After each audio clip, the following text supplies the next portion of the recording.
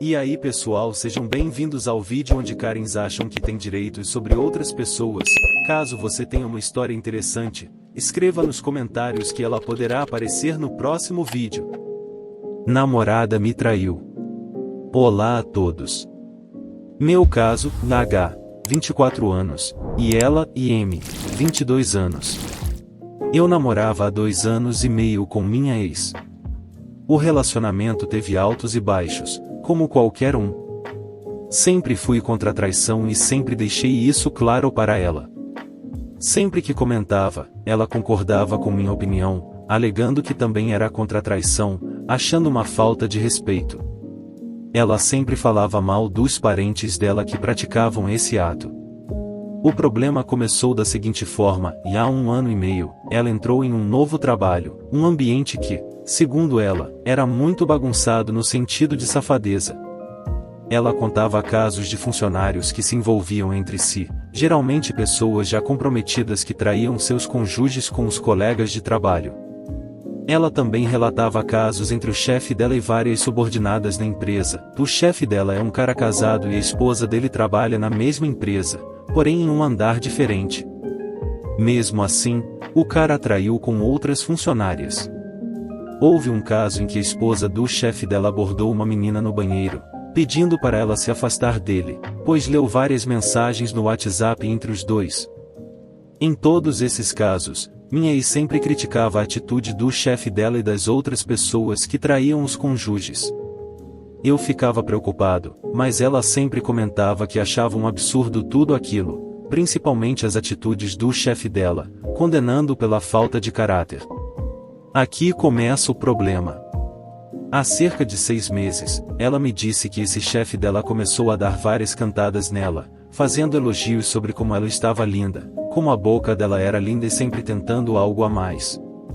No começo, ela dizia que repudiava tudo aquilo, e eu pedi para que ela tomasse uma atitude para cortar aquela situação. Ela se comprometeu a fazer algo, mas disse que não faria nada drástico porque ele era o chefe dela e, se ele levasse para o lado pessoal, ela poderia ser demitida. Depois disso, ela mencionou uma vez ou outra que esses elogios ainda continuavam a ser feitos. A cada 2 semanas ela tocava no assunto, mas ela sempre garantindo que pedia para ele parar, que não tinha interesse nele. E eu sempre acreditando.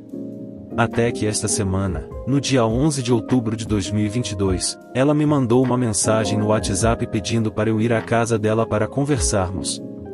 Suspeitei que fosse algo sério e fui até lá. Chegando lá, ela estava aos prantos e foi direto ao assunto, contando que na segunda-feira passada, dia 3 de outubro de 2022, ela estava discutindo algo do trabalho com o chefe dela em uma sala a sós, e que nesse momento ele tentou se aproximar e eles ficaram, somente beijos, segundo ela. Perguntei se eles tinham ido além disso e ela negou. Fiquei muito surpreso na hora, arrasado por dentro, mas não reagi impulsivamente. Perguntei se ela tinha comentado isso com os pais dela, se havia mais alguma coisa para me contar, e ela disse que não. Pedi para ela sair do carro, disse que iria voltar para casa e pensar sobre o que ela me disse. Ao chegar em casa, ainda meio confuso sobre o que estava acontecendo, fui verificar nossa conversa no WhatsApp desde o dia 03/10, quando ocorreu a traição, até o dia 11, quando ela me contou o que aconteceu, para tentar entender se ela estava diferente comigo durante esses dias, se tinha tentado me contar algo. Durante esse período, conversamos normalmente, como sempre fizemos durante o relacionamento, exceto no dia 03/10. Nesse dia, estávamos meio brigados por causa da eleição, com algumas divergências e um clima estranho. Durante esse dia, não nos falamos, nem mesmo um bom dia no WhatsApp, até o final do dia, por volta das 19 horas. Foi nesse horário que ela me chamou e disse que queria conversar, porque estava decepcionada comigo por vários motivos. Ela disse que não sabia se me amava como namorado e eu não entendi, pois a briga era sobre política e não sobre nós. Naquele momento, achei que ela estava arrumando briga à toa, mas relevei. Nos dias seguintes, voltamos a conversar normalmente, e ela agia como se nada tivesse acontecido. No entanto, Após ela me contar sobre a traição e no mesmo dia em que me traiu, ela teve coragem de arrumar briga comigo sem motivo.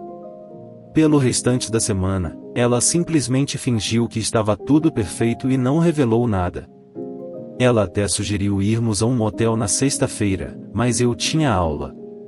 Analisando a conversa durante esse período, fica evidente a falta de caráter dela. Depois de refletir, terminei o namoro e bloqueei qualquer contato dela comigo no WhatsApp. Mas hoje está difícil. Ela me mandou uma mensagem SMS dizendo que está arrependida, então, bloqueei também a possibilidade de enviar mensagens SMS e ligar. Eu tento acreditar que isso não aconteceu. Nunca imaginei que ela faria isso comigo, ainda mais com um chefe que ela sabia ser uma pessoa sem caráter. Estou arrasado por dentro. Sempre tentei ser o melhor cara para ela, falei sobre nossos planos futuros juntos. Gostaria de um conselho de vocês. Acho muito difícil dar uma nova chance a ela, mas confesso que considero essa ideia em minha mente. E está difícil. Pode ser um período difícil, mas existem situações que são imperdoáveis. Ela quebrou sua confiança para sempre. Cara, foi livramento pra você, agradece. Provavelmente ela não deu, distribuiu pra ele. Caçou briga com você pra ter pretexto e não se sentir tão culpada, precisava de uma razão pra fazer o que já tinha vontade. Acontece que mulher se atrai por cafajeste, é instintivo isso daí a mulher que nega tá mentindo. O sonho da mulher é ter um amor e um que fode, ela viu um fodelão no chefe dela e se entregou.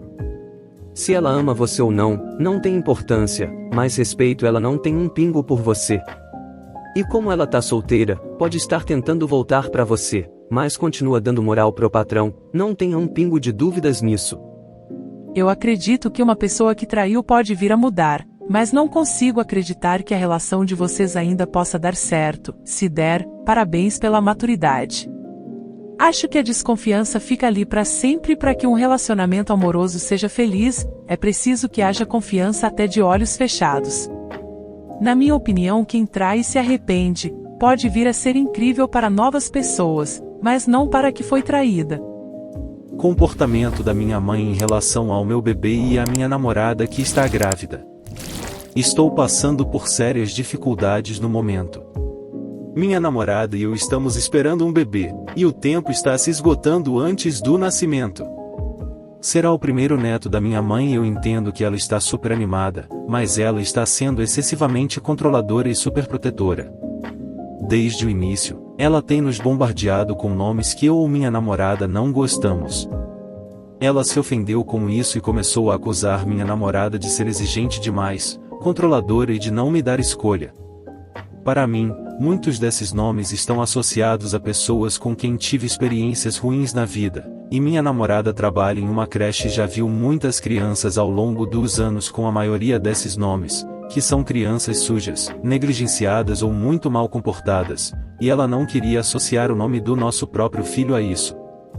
Concordo completamente com ela. Ela acabou se acalmando com relação a isso. Até recentemente. Eu tinha um presente de Natal para minha namorada entregue na casa da minha mãe, já que ninguém estaria em casa na minha residência. Ela decidiu embrulhar o presente e escrever um rótulo nele dizendo "do bebê". Eu pedi educadamente para ela não fazer isso, pois eu não gostava. Eu disse que era um pensamento gentil, mas seria diferente no próximo ano, quando ele já tivesse nascido, mas não enquanto ele ainda estivesse cozinhando. Minha mãe ficou muito chateada com isso. Me acusou de ser egoísta e ingrato. Usou todos os nomes possíveis. E por quê?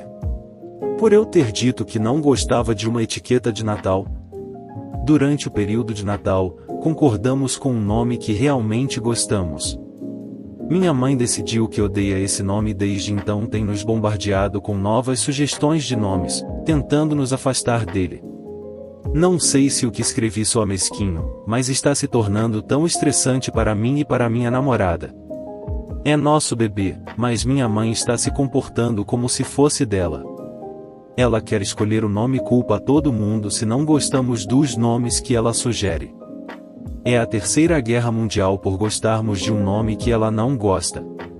Minha avó e meu padrasto até acham que ela está sendo controladora e agindo como se o bebê fosse dela, mas não podem dizer nada para ela, pois ela simplesmente os ignora e fica brava. Minha avó tem demência e minha mãe nem se importa em cuidar dela ou visitá-la, a menos que meu padrasto a force. O foco número 1 dela é o bebê. Minha madrasta tentou me sequestrar e minha irmã no Natal. Isso aconteceu em 2009, quando eu tinha 15 anos e minha irmã tinha 11. Honestamente, não me lembro bem disso. Tive que ligar para minha mãe para que ela me atualizasse sobre alguns detalhes, e isso ajudou um pouco. Meus pais se divorciaram quando eu tinha 10 anos. Minha mãe obteve a custódia primária, mas ficávamos com meu pai cerca de 3 dias por semana, às vezes mais. Eles se revezavam nas celebrações de feriados conosco. Passávamos um ano com um dos pais, e no próximo, com o outro. Em março de 2009, meu pai e sua então namorada Molly terminaram depois que ele confessou ter traído com a mulher que eventualmente se tornou minha madrasta.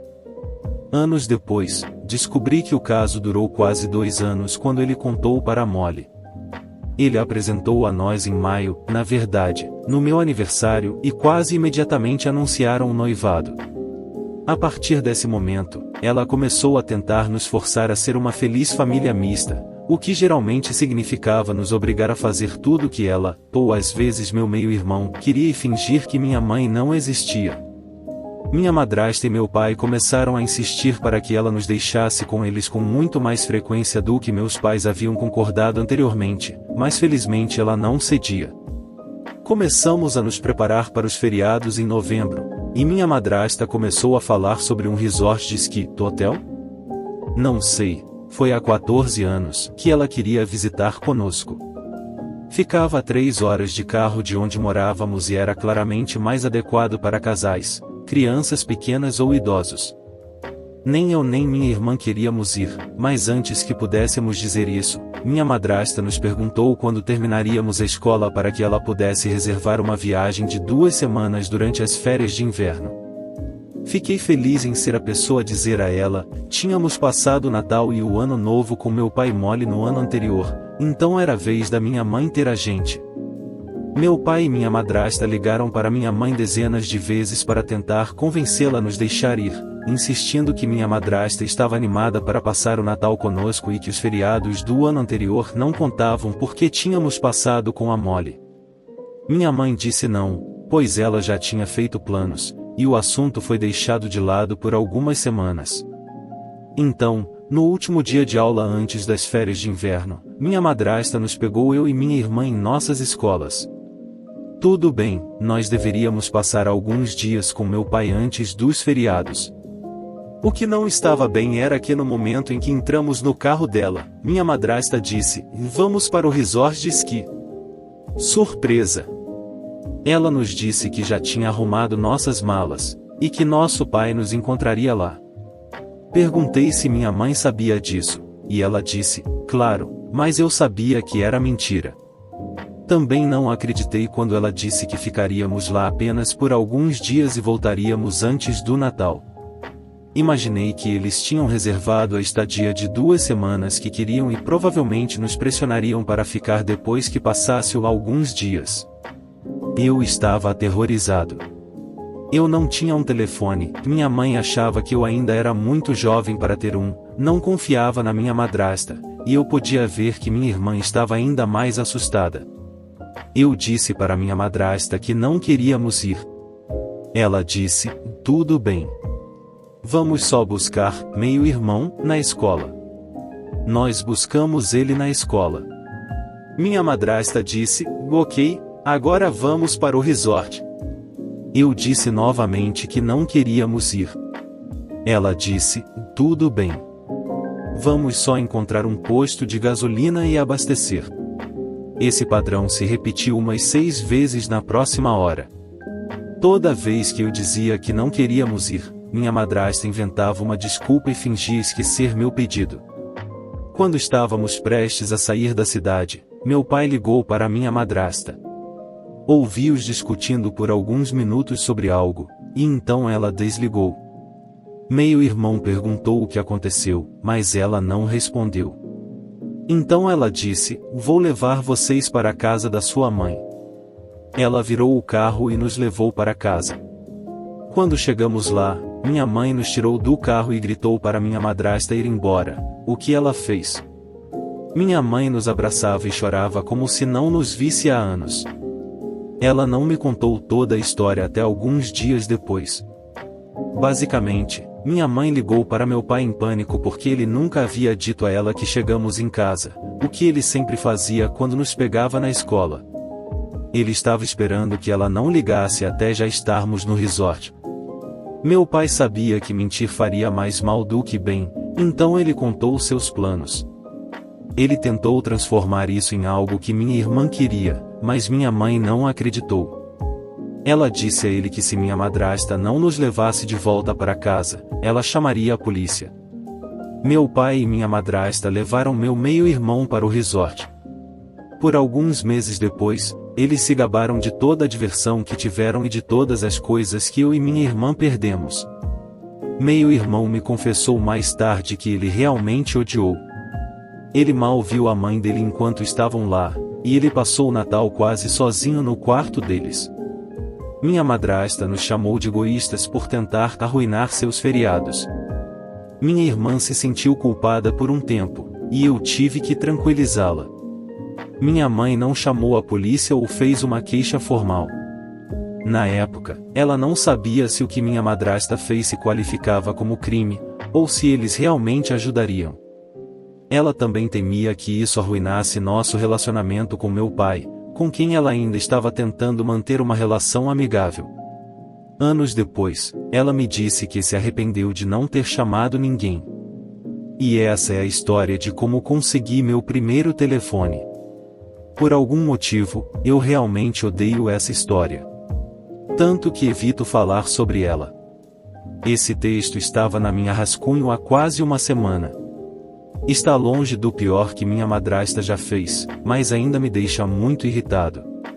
Eu admito que escrever tudo isso me ajudou um pouco, porém. Espero que você tenha gostado. Compartilhe, se inscreva no canal para não perder os próximos vídeos.